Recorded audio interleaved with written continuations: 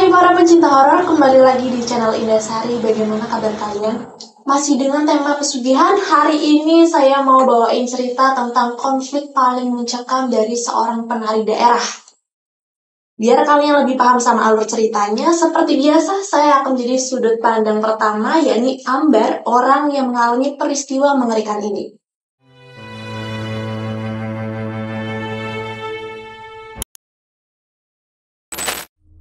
Cerita ini terjadi di tahun 2002. Waktu itu aku masih kuliah semester 4. Nah, biasanya kampus akan mengadakan acara besar tahunan yang mana bakal ada penampilan dari masing-masing jurusan dan angkatan di kampusku.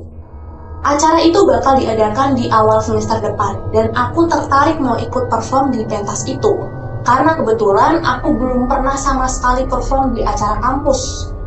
Pengumuman acara disebarkan 1,5 bulan sebelum acara diselenggarakan. Saat itu aku memang sudah mau UAS, jadinya akhir semester 4 sisa 1 minggu lagi. Awalnya aku ragu mau ikut atau enggak. Yang buat aku bimbang, aku bakal nari berkelompok atau bakal nari solo gitu. Akhirnya setelah musyawarah dengan teman satu kelas, kami sepakat untuk aku nari solo. Teman sekelasku juga percaya aku bisa tampil dengan maksimal. Setelah semuanya sepakat, aku daftar ke panitia dan tinggal mikirin mau bawain tarian apa nih. Saat itu aku dikasih kesempatan 5 hari buat nentuin mau bawain tarian apa. 2 hari sebelum aku mendaftarkan diri buat perform, aku masih bingung mau bawain tarian apa. Hingga akhirnya terlintaslah di pikiranku kalau aku mau bawain satu tarian dari desaku aja. Dan sedikit latar belakang juga mengapa aku memilih menari tarian daerah asal desaku. Itu karena nenek adalah seorang penari juga. Hal itu juga alasan kenapa aku ambil jurusan seni tari. Jadi di keluargaku ini memang sudah turun-temurun bisa menari tari tradisional, kecuali ibu, karena ibuku itu memang kurang menyukai tari-tarian. Karena rencananya mau minta diajari menari sama nenek, aku seneng banget bisa sekalian nanti pulang ke kampung. Karena terakhir aku pulang ke kampung itu sekitar umur 6 tahun. Siang itu aku ketemu sama beberapa panitia pendaftaran pentas untuk daftarin tarian yang bakal aku bawain. Dan malamnya aku nelpon teman dekatku. Kita mahasiswi di kampus yang sama dan dengan jurusan yang sama. Namanya Ratih. Ratih ini walaupun umurnya sama denganku, tapi dia adik tingkat lah. Di perbincangan itu, aku berencana ngajak Ratih ke kampungku buat sekalian liburan semester dia. Lagian supaya dia tahu juga gimana prosesnya perform dan upacara-upacara sebelum pentas tari daerah. Waktu itu kita punya rencana bakal berangkat ke kampungku langsung setelah UAS alias minggu depan supaya bisa lama latihannya dan matang persiapannya. Setelah memastikan rencanaku dan Ratih ini aman, aku baru cerita ke ibu. By the way, aku memang kurang begitu dekat sama ibu. Jadi kalau ada apa-apa, aku pasti ceritanya dadakan atau pas mepet-mepet gitulah. Awal-awal cerita, semuanya biasa-biasa aja. Ibu juga rencananya mau datang ke kampus dan nonton perform aku nanti. Tapi, pas tahu aku mau bawain tarian dari kampung dan diajarin sama nenek, raut mukanya langsung beda. Di situ ibu nyuruh aku untuk milih tarian lain aja. Dia nggak jelasin kenapa, tapi dari ekspresi wajahnya, ibu seperti tidak suka aku mau nari tarian daerah dari kampung halaman. Antara mau jelasin lagi ke ibu, kesel dan takut sama ibu kalau udah marah, akhirnya aku diam aja dan mikir gimana cara ngomongnya ganti tarian ke panitia. Gak enak banget harus ke kampus lagi karena takut disangka pelin-pelan gitu. Karena aku udah gak dapat dukungan dari ibu, aku ceritain ini ke bapak. Saat itu bapakku juga sedang di luar kota, jadi aku via telepon. Tapi ternyata respon bapak sama seperti ibu. Cuman bedanya bapak nggak pakai marah-marah.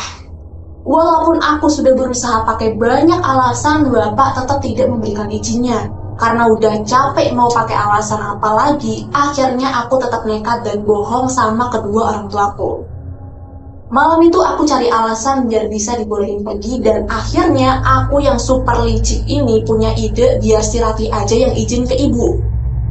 Pura-puranya kita mau ada acara makrab UKM. UKM itu semacam ekskul lah kalau di SMA. Besoknya aku langsung cepet-cepet bilang ke Ratih dan sepakatlah kita buat izin ke orang tuaku mau makrab. Begitu juga nanti sebaliknya. Singkat cerita, seminggu setelah UAS, aku dan Rati mulai bicara lagi sama ibu. Bu, aku udah ganti tarian nih, tapi nanti Ambar mau makrab bu sama anak KM, kira-kira seminggu, boleh ikutan bu?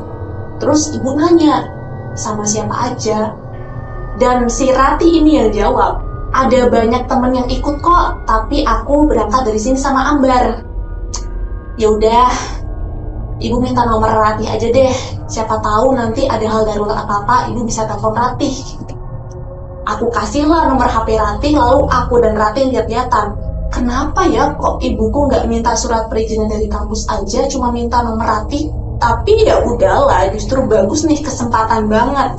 Selepas izin dari ibu, aku langsung packing semua barang. Aku berangkat ke rumah nenek dengan bus di hari Rabu pagi dan bakalan sampai di sana Rabu sore.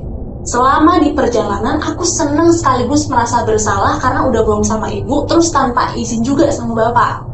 Tapi karena semua ini demi pentas seniku berjalan lancar, aku lupakan rasa bersalah itu.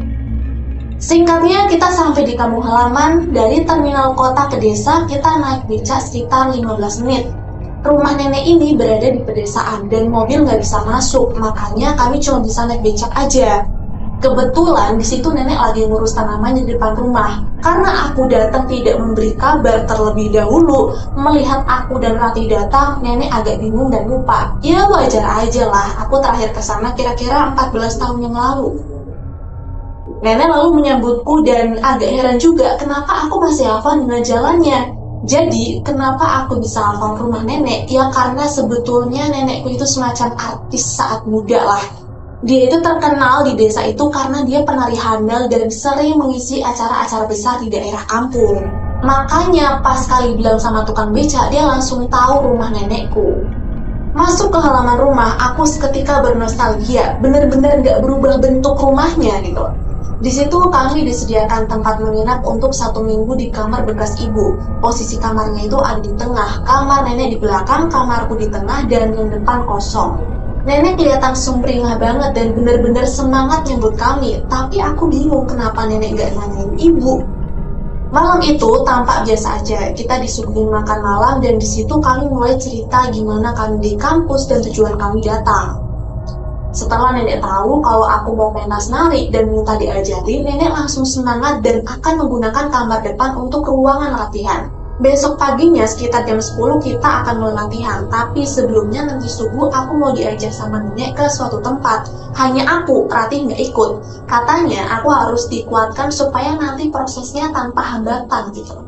Dan waktu itu aku setuju aja. Waktu lagi enak-enaknya tidur, bener aja nenek datang ke kamar pakai pakaian rapi persis kayak orang mau manggung. Dia pakai sanggul dan selendangnya udah rapi, ditambah parfumnya yang khas semerbak sampai sekamar. Aku kemudian mulai siap-siap, tapi aku nggak boleh pakai baju dan daleman. Nah, aku tinggalinlah daleman itu di kamar, cuman kain aja yang aku pakai. Nenek lalu ngajak aku ke tempat seperti lapangan kecil nggak jauh dari rumah, tapi lewat pintu belakang. Aku nggak banyak nanya, aku memang selalu patuh kalau ada upacara adat dari beberapa tarian di Indonesia. Sampai di lapangan kecil itu, aku lihat ada sumur dan kendi berisi bunga-bunga, ada daun-daun juga semacam pandan dan sirih. Nenek kemudian lepas sanggul dan mulai tergelailah rambutnya yang panjang. Sambil dia berkidung atau bernyanyi, aku dimandikan. Air berasa ngalir dari atas ubun-ubun sampai ke mata kaki. Seger banget airnya. Disiram-siram tanpa sabun dan setelah selesai nenek nyuruh aku ganti kain yang kering terus kita pulang. Sampai rumah, aku juga sempat disisirin sama nenek dan disiapin baju. Padahal aku bisa nyisir sendiri waktu itu. Kemudian sekitar jam 7:30 pagi aku bangun dengan Rati, sarapan dan siap-siap latihan. Di situ kamar depan sudah rapi dengan beberapa cermin di sudut ruangan. Waktu aku masuk, nenek lagi muterin ruangan sambil pasang kemenyan dan sajen. Setelah itu ditaruhlah di depan kamar kemenyan itu. Kita latihan seperti biasa sampai nggak kerasa udah jam 3 sore. Aku nggak berasa capek, tapi Rati udah pucet banget kecapean. Mungkin karena dia nggak terbiasa kali.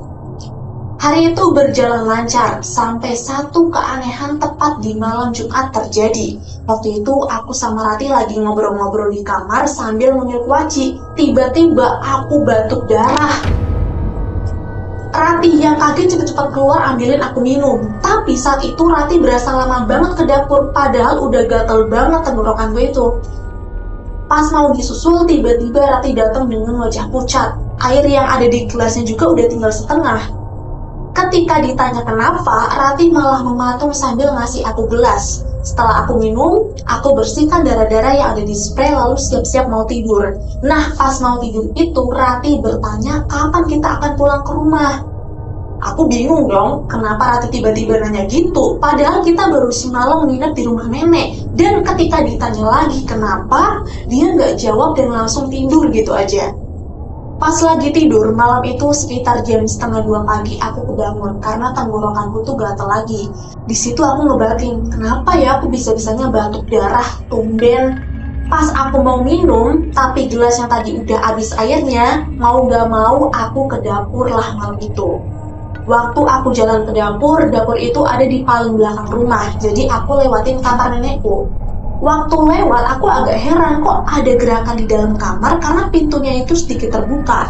Aku pikir ngapain nenek jam segini belum tidur. Tapi ya udahlah, aku lanjut lagi ke dapur dan waktu ambil air, aku dengar ada suara orang potong kayu di halaman belakang. Kalau dipikir-pikir, siapa yang potong kayu malam-malam? Pas aku intip dari jendela, ternyata itu nenek. Loh, terus siapa tadi yang ada di kamar dong? Akhirnya aku beranikan diri untuk ke kamar nenek lagi. Dan betul, di situ nggak ada siapa-siapa. Di kamar nenek yang remang-remang itu dan wangi kemenyan itu hanya ada foto mendiang kakek. Waktu mau kembali ke kamar, aku ngerasa nyandung sesuatu. Dan pas dilihat itu adalah tampah yang isinya ada ayam mentah, bunga-bunga, buah, dan beberapa benda asing lainnya. Aku nggak mikir itu sajen, karena sajen yang biasa aku lihat itu nggak gitu.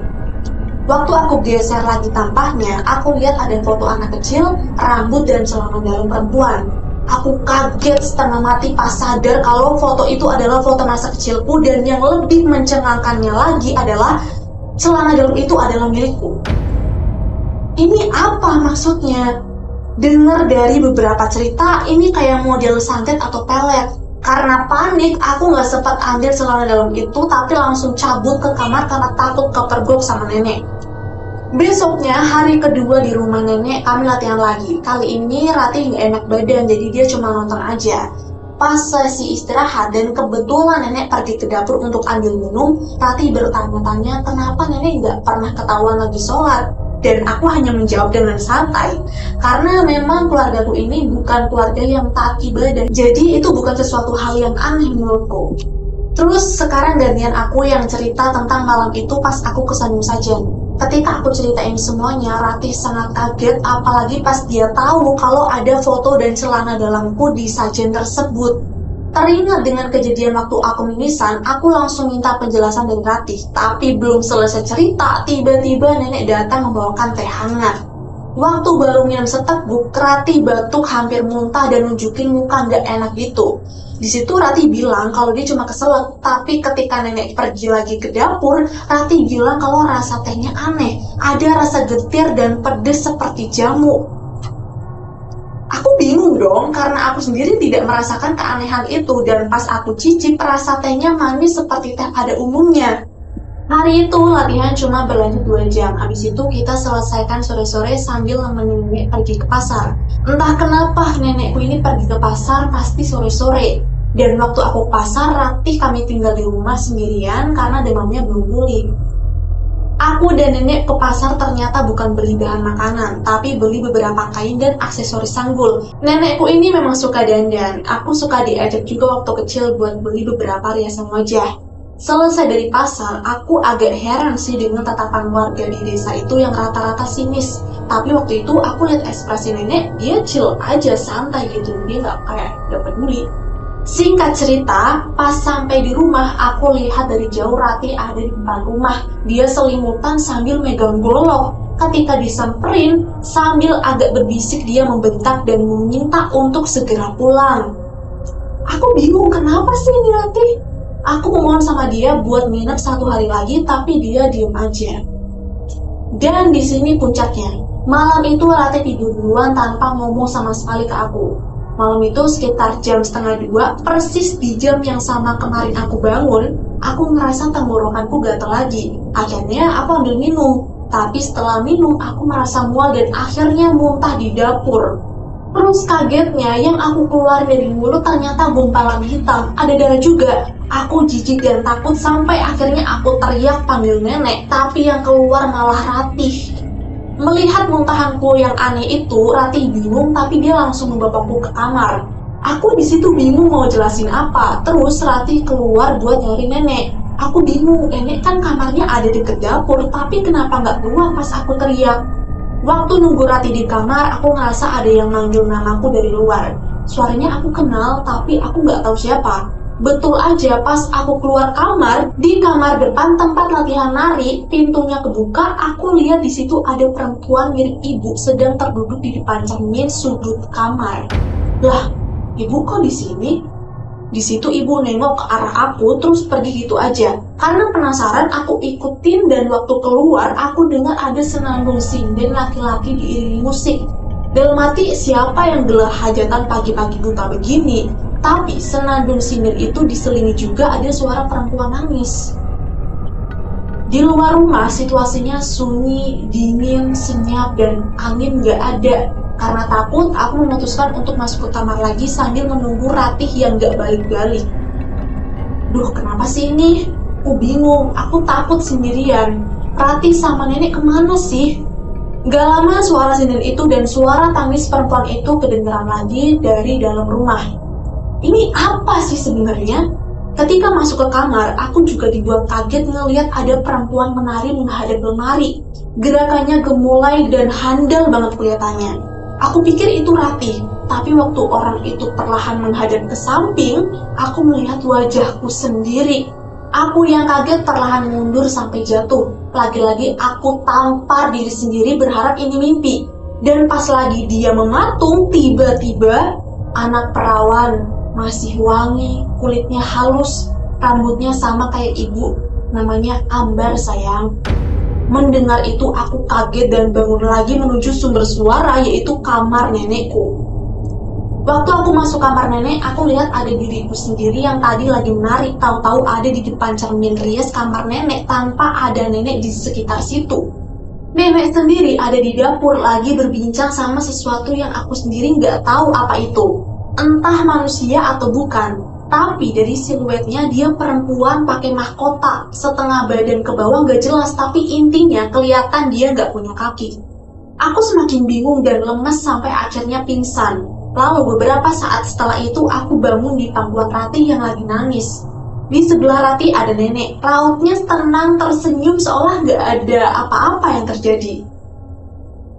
Bangun dok, mandi yuk.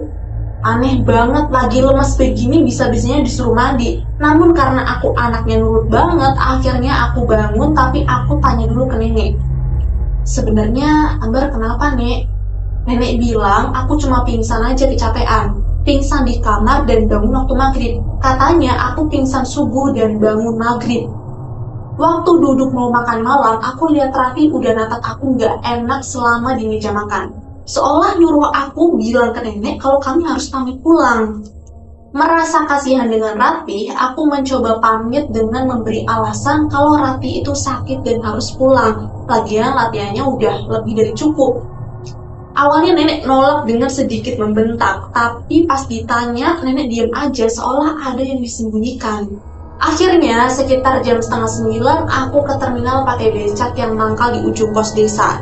Sebelum pulang, aku baru sempat cek HP untuk kabarin orang tuaku kalau aku balik cepat. Di situ, aku dapat SMS 2 kali. Yang pertama dari ibu, yang kedua ada SMS dari nomor yang gak asing. Dalam SMS-nya cuma ada nomor 6 digit yang beberapa saat kemudian aku sadar kalau itu nomorku sendiri. Yang aku telaah lagi, isi SMS itu adalah tanggal dimana seharusnya aku balik yaitu lusa. Aku tanya sama Ratih, tapi Ratih juga bingung kenapa bisa aku SMS ke nomor sendiri sedangkan di pesan keluarnya nggak ada SMS ke siapapun. Singkatnya, setelah sampai di rumah keadaanku nggak kunjung membaik. Aku masih sakit yang susah dijelasin, gatal tenggorokan dan sendi terasa sakit tapi nggak demam. Kalau Ratih, dia kabarnya membaik setelah 2 minggu. Karena aku capek begini terus, akhirnya aku ajak Ratih ketemuan. Di situ Ratih kaget melihat aku. Dalam pertemuan itu, aku minta Ratih menceritakan semua kejadian yang dialamin pas berkunjung ke rumah nenek. Di situ raut wajah Ratih udah kaku, terus jawabnya lama. Tapi dia kemudian berkata, "Nenek kamu itu nggak betul, Bar. Hari pertama ke sana, aku lihat ada sesuatu di atap rumah nenek kamu, tapi aku nggak tahu itu apa. Aku rasa itu orang sih, tapi ngapain kan? Nah, di hari kedua, waktu aku ambilin kamu minum, aku lihat nenek kamu tuh gelagatnya aneh di kamar. Terus aku lihat ada ibu kamu di sofa lagi duduk liatin aku, abis itu dia kayak ngeludah. Tapi Bar, ibu kamu dipocongin, makanya aku lari terus akhirnya tumpah. Yang bikin aku kesel, waktu kamu ke pasar dan aku tidur, ada yang selalu manggil-manggil nama kamu dari luar rumah, tapi arahnya dari belakang rumah. Waktu aku cek nggak ada, ya udah aku makan. Pas lagi enak-enaknya makan, dari kamar nenek kamu kedengeran suara bersin laki-laki. Aku panik dong, akhirnya aku lari ambil golok di dapur. Karena aku nggak mikir itu setan, tapi aku takut itu perampok. Jadi aku lari aja dari pintu belakang dan nungguin kamu di depan sambil bawa golok. Terus waktu kamu pingsan, aku keluar manggil nenek kamu sambil nangis saking takutnya. Nenek kamu ada di halaman belakang, tapi lagi mandi, Bar. Jam 1:30 pagi mandi. Kamu bayangin deh. Waktu aku kembali ke kamar, aku lihat kamu lagi lari depan cermin. Aku tahu itu bukan kamu. Akhirnya aku nggak sentuh kamu dan kamu pingsan gitu aja. Aku disuruh angkat kamu ke ruang tamu, sampai akhirnya aku ketiduran karena capek nangis. Dengan penjelasan Ratih yang jauh beda sama yang aku alamin, aku benar-benar lemes dan kaget. Aku pun ceritain balik apa yang aku rasain, lalu Ratih juga kaget banget dan kita yakin kalau saat itu aku udah bukan di dunia ini. Aku pikir semua itu mimpi, tapi kayaknya bukan. Karena pas nampar diriku sendiri itu kerasa banget. Pulang dari pertemuan sama Ratih, aku mau beraniin diri tanya ke ibu. "Bu, sebenarnya nenek kenapa sih? Kok Ambar nggak boleh ketemu?"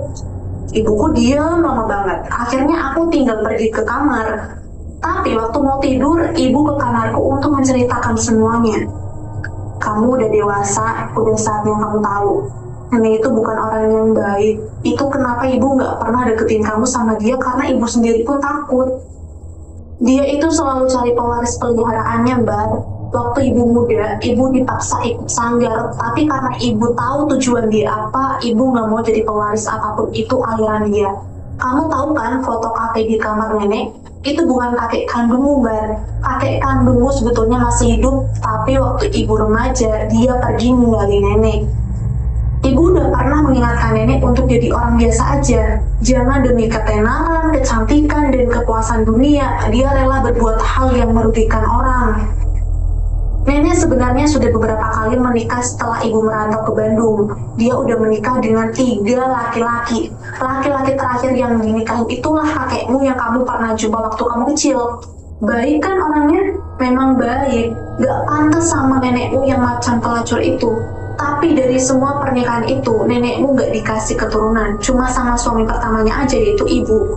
Ibu gak tahu alasannya kenapa gak punya anak. Dan rata-rata kakek-kakekmu ini itu meninggal dengan gak wajar. Sebenarnya nenek kamu itu udah mau tobat semenjak menikah dengan kakekmu yang terakhir. Tapi karena kakekmu udah meninggal duluan, akhirnya nenekmu ini berulang lagi. Kamu inget kan dulu terakhir kesana kamu ibu ajak pulang paksa? Itu karena dia mau minta kamu yang dia harap mau jadi pewaris peliharaannya atau apalah itu. Ibu gak mau jadi boneka nenek. Ibu punya pendirian yang kuat dan ibu juga mau punya kehidupan normal. Dulu waktu tinggal sama nenek, sering ada perempuan yang kadang datang, kadang pergi di rumah itu.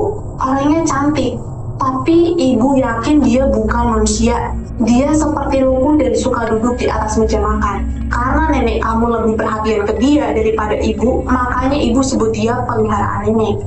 Mendengar penjelasan itu, aku shock. Apa yang diceritain ibu sudah aku lihat dengan mata kepalaku sendiri. Dan kebenaran-kebenarannya betul-betul cocok sama yang aku alamin. Singkat cerita, hari pentas pun tiba. Aku sudah siap gladi resik, walaupun lutut dan sendi-sendi masih berasa kaku, tapi aku tetap paksakan seolah nggak pernah terjadi apa-apa. Ketika setting panggung dan sambutan sudah mulai terdengar, suara musik tarianku dimulai, aku mulai masuk ke pelataran dan mulai menari dengan santai sambil menutup mata agar aku menghayati musik dan gerakannya. Tapi seketika itu, aku terhanyut. Waktu aku buka mata, aku menari di hadapan orang-orang berseragam, tanpa mata, tanpa ekspresi, cuma ada satu orang yang menyeringai di sudut para penonton itu, yang tak lain adalah nenekku sendiri.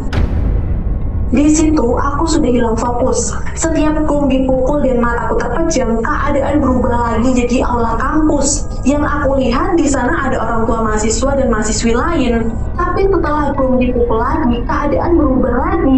Tanpa penonton, cuma ada seseorang yang aku nggak kenal. Bentuknya perempuan tapi membelakangiku.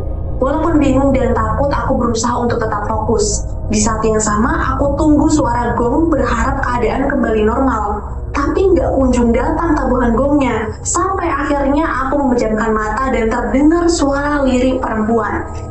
Mampus kue Cum. Cumirah itu nama nenekku. Dan aku sadar udah di atas panggung normal dengan tatapan orang-orang yang bingung. Di atas panggung aku pingsan dan kemudian kebangun di antara kerumunan temanku dari kru kesehatan. Di sebelahku juga ada penabuh gendang dan Ratih. Ratih bilang, "Kamu kesurupan, Mbak. Tarian kamu jadi kasar. Semua orang kecewa sama kamu. Aku juga malu. Kenapa kamu hentak-hentak kaki di atas panggung sih? Orang pada takut loh. Segala kamu makanin semua bancakan di depan dosen-dosen lagi." Setelah menjelaskan kejadian tadi, Ratih pergi dan meninggalkan aku bersama petugas dan penabuh gendang tadi. Terus si penabuh gendang itu tiba-tiba bilang, "Mbak, kalau bisa abis ini ruqyah atau ke orang pintar ya. Ini bahaya. Bisa jadi nanti Mbak nggak pernah menikah dan punya anak." Menari itu tujuannya untuk keindahan dan menyampaikan pesan, Mbak. Tapi Mbak ini punya tujuan lain di sini. Dari kejadian itu, acara jadi kacau dan aku betul-betul malu sama teman sekelasku. Aku nggak profesional. Orang tuaku juga pada saat itu datang telat, tapi Ratih tetap bocorin semua yang terjadi sama bapak dan ibu. Mengetahui semuanya, ibuku marah besar, tapi bapak tetap tenangin aku gimana pun itu. Setelahnya aku diruqyah dan datang ke orang pintar. Akhirnya, 2 hari setelah itu kondisiku membaik. Sendi-sendi nggak berasa sakit dan aku udah mulai doyan makan. Terus nenek gimana? Sebulan setelah kejadian itu, nenekku meninggal gantung diri. Kata orang kampung sekitar, nenek itu dibunuh orang karena menurut warga ada yang menjanggal di kematian nenek. Tapi sampai sekarang gak ada yang tahu siapa yang membunuh nenek. Aku sedih dengernya, tapi ibu dan bapak puas. Kemudian aku sempat balik lagi ke desa untuk mengurus pemakaman nenek. Aku tetap jadi orang yang pemaaf dan penurut ke segala tuntutan. Makanya aku tetap kasihan sama nenek walaupun nenek udah berusaha mengambil jiwaku. Jadi itulah cerita mengenai peliharaan nenek. Keluarga Ambar ini nggak pernah heran dengan adanya sesajen dan wangi-wangi kemenyan, karena hal itu biasa digunakan untuk menghormati keluarga yang udah nggak ada. Yang nggak biasa itu kalau sesajennya udah bukan berupa makanan matang, barulah itu adalah hal yang aneh. By the way, kisah ini saya peroleh dari akun Twitternya Payung Hitam. Yang penasaran sama kisah lain bisa baca di sini aja. Terus kalau ada yang mau request langsung komen di bawah atau bisa DM di Instagram saya @_sadewasa. Sekian dan sampai ketemu di video selanjutnya.